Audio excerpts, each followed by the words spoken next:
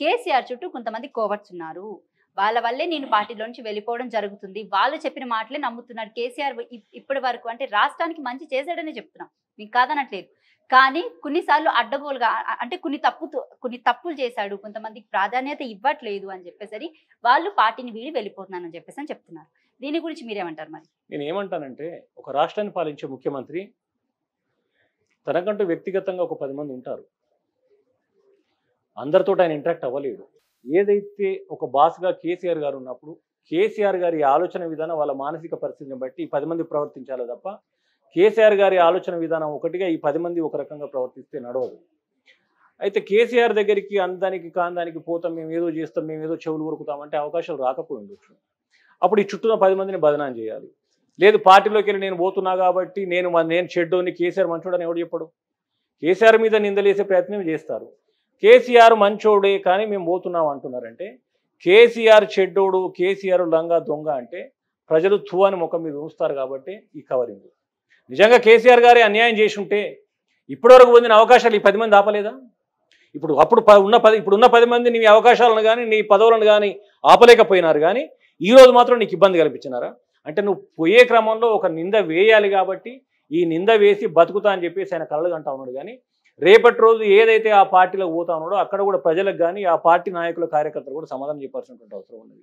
ఇలా అనుభవించి నాకు అన్యాయం జరిగిందంటే మాలాంటి ఉద్యమకారులు కార్యకర్తలు జీవితాలు ప్రాణంగా పెట్టి పనిచేసుకుంటూ వస్తూ ఉన్నాం. ఏ పదవులు లేకుండా ఉద్యమకాలం నుంచి నేటి వరకు ఏ పదవి పొందకుండా నిస్వార్థ సైనికుడిగా కేసీఆర్ గారి నాయకత్వంలో కేటీఆర్ గారి నాయకత్వంలో పనిచేసినటువంటి కార్యకర్తలు మరి మేమెవరిని తిట్టాలి?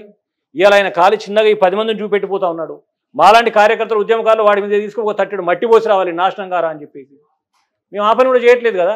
నీ కర్మను అనుభవించి చావుపోరా అని చెప్పి వదిలేస్తా ఉన్నాం. ఇంకా సిగ్గు లేకుండా కామెంట్లు ఎందుకు మళ్ళీ? రైట్. మీ నియోజకవర్గం మంచిర్యాల అని చెప్పారు కదా. సో మీ మంచిర్యాల నియోజకవర్గంలో నీటి సమస్య అంటే నీరు అది ఎలా ఉంది ప్రస్తుతానికి?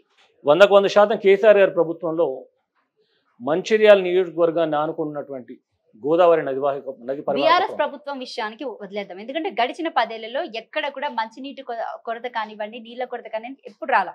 ఎందుకంటే నేనే చూశాను కాబట్టి చెప్తున్నా. లేదు, కాంగ్రెస్ పార్టీ గెలిచిన తర్వాత ప్రస్తుతం ఈ 3 నెలల పాలనలో ఎలా ఉంది మంచినీటి కొరత కానివ్వండి, లేకపోతే పొలాలకు నీరు అది ఎంతవరకు అందుతుంది? అదే చెప్తున్నా నేను.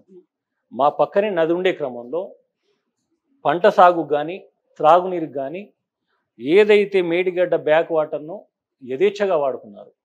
గతంలో కాంగ్రెస్ ప్రభుత్వం ఈ నీళ్లను మోటార్లు వేసి తీసుకుంటే నాన్ బెయిలబుల్ కేసు పెట్టి జైళ్లలో వేసిన సందర్భం.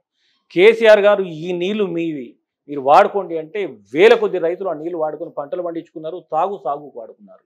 ఎట్ ద సేమ్ టైం ఆ బ్యాక్ వాటర్ వల్ల గ్రౌండ్ వాటర్ కూడా పెరిగిపోయి ఎండాకాలం వస్తే 10 ఏళ్ల కిందట మార్చ్ ఏప్రిల్ కల్లా బోర్లన్నీ నిండిపోయేటివి, నీళ్లు ఉండేటివి. ఈ 10 ఏళ్లల్లో ఎండాకాలం మొత్తం కూడా బోర్లలో నీళ్లు ఉన్నాయి. ఇప్పుడు అదే మంచిర్యాల్లో గోదావరి నది దగ్గర ఉన్నటువంటి శివాలయం దాకా నీళ్లు తన్నుకొచ్చుండే నీళ్లు ఈరోజు గోదావరి మొత్తం ఖాళీ అయిపోయింది. మీరు గమనించినట్టయితే నేను ఒక 2 days బ్యాక్ నేను ఒక వీడియో చేశాను. ఆ గోదావరిలోకి పోతే శ్మశాన వైరాగ్యం కనబడతా ఉన్నది. ఏంది ఈ కర్మ అంటే ఆ వీడియోని చూసి కొన్ని 100 మంది ఫోన్ చేసి అన్నా నువ్వు ఆ వీడియో పెడితే మా కళ్ళలో నీళ్ళు వచ్చినాయి, ఎట్లాంటి గోదావరి ఎంత దీనంగా తయారైంది, ఇప్పుడు ఏదైతే శివరాత్రులు ఇప్పుడు పోయి స్నానం చేద్దాం కూడా నీళ్ళ కరువు వచ్చింది. అట్ ద సేమ్ టైం ఇప్పుడు ఆల్రెడీ గోదావరి నీళ్ళు ఆల్రెడీ ఎండిపోతున్నాయి, బోర్లు అన్నీ ఎండిపోయినాయి, తాగునీరు అందే పరిస్థితి లేదు. అక్కడ గెలిచినటువంటి ఈ ప్రజాప్రతినిధులు ఏమున్నారో ఎవడి దందలు వాడు, ఎవరి పదవులు వాడు, ఎవరికి మంత్రి కావాలి, ఎవరికి ఎంపీ టికెట్ కావాలి దీంట్లో ఉన్నారు తప్పితే మమ్మల్ని గెలిపించిన ప్రజలకు మేము ఏం చేయాలి, ఈ నీళ్ళ పరిస్థితి ఏంది, ఇక్కడ మొత్తం గోదావరి మొత్తం ఖాళీ అయిపోయింది. మేడిగడ్డ నుంచి మొదలుకుంటే ధర్మపురి టెంపుల్ దాటిపోయేది బ్యాక్ వాటర్. అట్లాంటిది ఇలా మేడిగడ్డ నుంచి మొదలుకుంటే ధర్మపురి దాకా అసలు ఒక చుక్క నీరు లేదు. అక్కడ చుక్క నీరు లేదన్నప్పుడు ఎట్లా బోర్లు ఎండిపోతాయి? తాగునీరు కొరత ఏర్పడుతుంది. ఇంకొక నెల వరకు తాగునీళ్ళ కొరత ఏర్పడుతుంది. వ్యవసాయం అనేది అయితే ఆల్రెడీ ఆశ వదులుకున్నారు. పంటలు ఎండిపోయి కాలబెట్టుకుంటున్నారు. ఆ పంట పొలాల్లో పడి బొర్రుతున్నారు, ఏడుస్తున్నారు రైతులు. వాళ్ళ బాధను చూస్తూ ఉంటే వర్ణనాతీతం. అరే చేతగానే దద్దమ్మా, నువ్వు ముఖ్యమంత్రిగా ఉన్నావు, కాళేశ్వరం ప్రాజెక్టే ఈ 2 కుంగిపోయిన ఫిల్లర్లే కాదు, మొత్తం కాళేశ్వరం ప్లాట్ఫామ్ 300 ఫిల్లర్తో కూడిన సమూహం ఆ 2 ఫిల్లర్లకు కాపర్ డ్యామ్ కొట్టేసి యథావిధిగా నీళ్ళని లిఫ్ట్ చేసి రైతులకు అందించు, తాగునీరు అందించమంటే ఈ చేతగానే దద్దమ్మ అవగాహన లేని విధవ ఆ పని చేయకుండా చోద్యం చూస్తున్నాడు. కాబట్టి మరొక నెల వరకు నిజంగా కూడా రైతులు తాగడానికి కూడా ఇబ్బంది, ప్రజలు తాగడానికి కూడా నీళ్లు లేని పరిస్థితి కనబడతా ఉన్నది, వస్తుంది అని చెప్పేసి మాకు అనిపిస్తుంది. రైట్. మనం ఈ మధ్య కాలంలో చూసుకుంటే కరెంటు కూడా అప్పుడప్పుడు పోయేస్తుంది. సో ఇంకా పంట పొలాల కంటే మనం చెప్పక్కర్లేదు. రీసెంట్ గా రైతులకి పాములు కూడా గుట్టి కొంతమంది చనిపోవడం జరిగింది. సో దీని గురించి మీరేం చెప్తారు? నేను అదే అంటున్నాను. ఇప్పుడు గతంలో కరెంటే రాదు మనకు అని మనల్ని హేళన చేసిన సందర్భం. తెలంగాణ రాష్ట్రం ఏర్పడితే కరెంటు కరువు ఏర్పడుతుంది. తెలంగాణ రాష్ట్రం ఏర్పడిన తర్వాత 24 గంటల కరెంటు. ఒక మాట చిన్న ఉదాహరణ చెప్తాను. ఇన్వర్టర్లు అనేది చాలా పెద్ద వ్యాపారం తెలంగాణలో. అసలు ఆ ఇన్వర్టర్ల వ్యాపారం పూర్తిగా నాశనం అయిపోయింది. ఇన్వర్టర్ దందని మానుకున్న పరిస్థితి. అదే ఇన్వర్టర్ల పరిస్థితి ఇప్పుడు వస్తూ ఉన్నది. కరెంట్ ఆల్రెడీ ఇప్పటికీ సవ్యంగా కరెంట్ అందట్లేదు. గతంలో కరెంటు ఎప్పుడైనా పోతే న్యూస్ కానీ ఈరోజు కరెంటు ఉంటే న్యూస్ అవుతుంది. మా దగ్గర కరెంటు కూతురు స్టార్ట్ అయినాయి. కరెంటు కూడా మేము అందించలేమంటున్నారు. నీళ్లు మేము అందించలేమంటున్నారు. ఏంటంటే ప్రజలు వాళ్ళకు వాళ్ళు ఒక ఆత్మనిర్భరత భావంతో వాళ్ళకు వాళ్ళు మదన పడుతూ ఒక గొప్ప పాలకుని వదిలిపెట్టుకొని ఒక ఓటుకు నోటు దొంగను ఒక బ్లాక్ మెయిలర్ని తెచ్చి మన తలన పెట్టుకున్నాం, ఈ కర్మ మనం అనుభవించాల్సి వస్తుందనే వేదనలో వాళ్ళు బ్రతుకుతూ ఉన్నారు.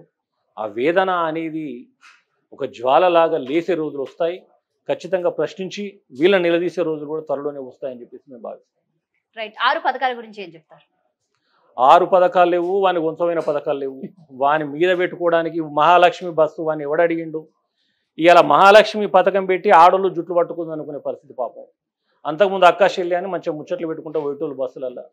ఇవాళ వాడు పెట్టిన కర్మానికి ఆ బస్సులలో ఎక్కి తిరుగుతున్నారు, తన్నుకుంటున్నారు, గుద్దుకుంటున్నారు, ఆ డ్రైవర్ నంగబెట్టి గుద్దుతున్నారు, కండక్టర్ను గుద్దుతున్నారు, అని బస్సులు ఎక్కి కింద దొబ్బుతున్నారు. ఇదొక తంతు. ఒకవైపు ఆటో డ్రైవర్లు మా ఉపాధి కోల్పోయినామని చెప్పేసి ఆత్మహత్యలు చేసుకుంటున్నారు, ఏడుస్తున్నారు, భార్య పిల్లలు రోడ్లు ఎక్కుతున్నారు. కనీసం వాళ్ళను పాపం అనే నాదుడు లేడు. నిజామాబాద్ లో మొన్న మొగుడు పిల్లలు ఇద్దరు కూడా ఆత్మహత్య చేసుకున్నటువంటి వైనం కూడా కనిపించింది. అదొక పథకం. దాని తర్వాత సిగ్గులేని సన్నాసి ఆరోగ్యశ్రీ అని చెప్పుకుంటున్నాడు. అని సిగ్గు మానం అనేది ఉంటే ఒకసారి ఆ జీవోలు చెక్ చేసుకుంటే తెలుస్తుంది. ఆరోగ్యశ్రీ 15 లక్షల రూపాయలు జీవో తయారు చేసింది 1 year బ్యాక్ బీఆర్ఎస్ ప్రభుత్వం. అది కూడా నేనే చేసిన అని చెప్పేసి దాంట్లో వేసుకుంటున్నాడు. ఉచిత కరెంటు ఇంటికి 200 యూనిట్లు అన్నాడు. ఆ రోజు అందరికీ 200 అన్నాడు. తీరా గెలిచి ప్రభుత్వం చేతిలో పెట్టిన తర్వాత లేదు ఇంతమందికే తెల్ల కార్డులకే అని కొన్ని కారణాలు చూపెట్టాడు. 200 యూనిట్ల కంటే ఒక్క యూనిట్ పెరిగినా మొత్తం కరెంటు బిల్లు కట్టాలి. 200 లోపు వస్తే మేము ఇస్తాం. దానికి 100 కొర్రీలు. దాది వచ్చింది లేదు సచ్చింది. రైట్. నాకు ఇక్కడ ఒక డౌట్ ఉంది సార్. ఏంటంటే రీసెంట్ గా నేను ఒకటి ఇష్యూ విన్నానన్నమాట. సో కరెంట్ బిల్ కట్టమని చెప్పేసి ఇంటికి వచ్చాడట. సో ఫుల్ కరెంట్ వచ్చింది. అదేంటి 200 యూనిట్లే కదా, మేము కట్టాల్సిన అవసరం లేదు కదా. ఎలక్షన్స్ మూమెంట్ ఇది. సో ఎలక్షన్ కూడా నడుస్తుంది కాబట్టి మీరు ఇప్పుడు కరెంట్ బిల్ కట్టాలని అంటున్నారంటే ఇది అసలు నడుస్తుందా? అంటే ఎలక్షన్ కి ఈ 200 యూనిట్లకి ఏమన్నా సంబంధం ఉందా? పథకమే కదా అది. వాడు తప్పించుకోవడానికి 100 మార్గాలు ఎత్తుకుంటాడు. తప్పించుకోవాలి ముందు. రైతు బంధు వేస్తే నాకు ఓట్లేరని చెప్పేసి రైతు బంధు ఆపినాడా? 7,000 కోట్లు రైతు బంధు కేసీఆర్ గారు పక్కకు పెట్టినటువంటి డబ్బులు. సరే ఈ ప్రభుత్వం ఏర్పడిన తర్వాత రైతు బంధు ఇవ్వాలి కదా.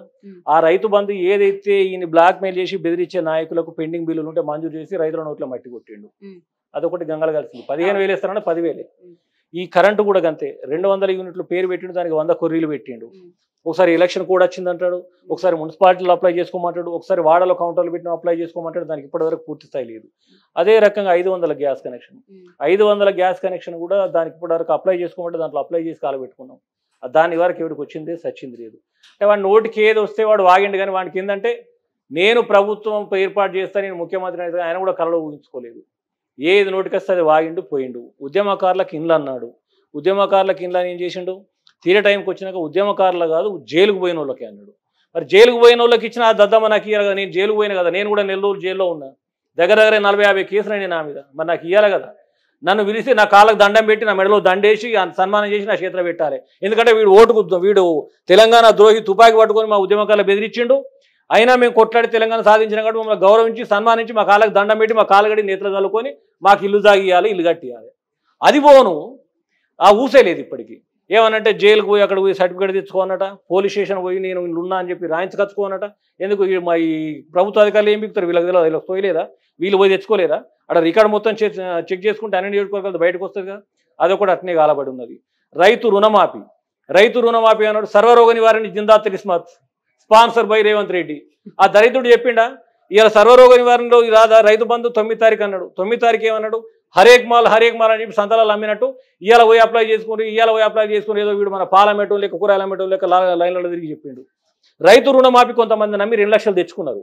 ఇవాళ ఆల్రెడీ బ్యాంకర్స్ వాళ్ళకు నోటీసులు ఇస్తా ఉన్నారు.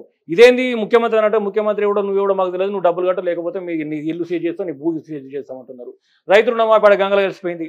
రైతు ఏదైతే బంధు 15,000 ఇస్తా అన్నాడు 9 తారీఖు, 15,000 ఇంత కేసీఆర్ ఇచ్చే 10,000 కూడా మింగి కూర్చున్నాడు, వీడే తిన్నాడు. పెట్రోల్ డబ్బులు ఇట్లా కూడా తగ్గిస్తాడు. పెట్రోల్ డబ్బులు కూడా ఏది నాడు లెక్కలేసిన కొంతమంది చిల్లరగాన్లు తీన్మార్ మల్లిగాని అసంటోళ్ళు ఆ రోజు ఏమన్నారు, రాష్ట్ర ప్రభుత్వానికి ఇంత వస్తుంది, కేంద్ర ప్రభుత్వానికి ఇంత వస్తుంది, అన్ని పోతే కేసీఆర్కి ఇంత తింటాడు అన్నాడు. మరి ఆ తినేది ఇప్పుడు ఇలా కేసీఆర్ తినే పైసలు రేవంత్ రెడ్డి తింటాడు, దాని మీద ఎవడు స్పందించడు. అంటే ఎవరి నోటికి వచ్చింది వాడు కళ్యాణ లక్ష్మి అన్నాడు, కళ్యాణ లక్ష్మితో పాటు తులం బంగారం అన్నాడు. తులం బంగారం ఏ దొంగ కొట్టుకుపోయిండు, ఎవరికి ఇచ్చిండు తులం బంగారం, ఆ ఊసే లేదు ఇప్పటిదాకా. అంటే నోటికి ఏది వస్తే వాడు వాగిండు తప్ప ఏ ఒక్కటి కూడా చేసే చిత్తశుద్ధి కానీ సీరియస్నెస్ కానీ లేనటువంటి దద్దమ్మ ఇవాళ తెలంగాణ రాష్ట్రానికి పట్టిన పీడ ఈ ముఖ్యమంత్రి.